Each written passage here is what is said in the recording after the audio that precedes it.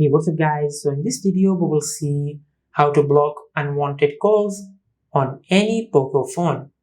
Now to do that, just open the dialer app. Now from here, just tap on the three dots at the upper right corner on the display. Now from here, tap on settings. Now from here, scroll down and tap on calling accounts.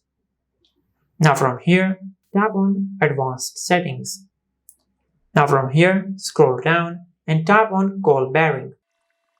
Now from here, you can enable call bearing outgoing calls, or you can enable call bearing on international outgoing calls, or you can enable all incoming calls while roaming, or international outgoing calls except to home PLMN. Now from here, just enable the option where you want to enable call bearing on. Just like that. Now from here, just enter call bearing password.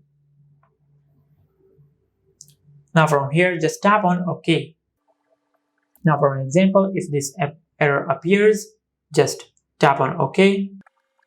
Now for an example, if an error appears and this option did not work on your smartphone, just tap on OK. Now from here, just go back.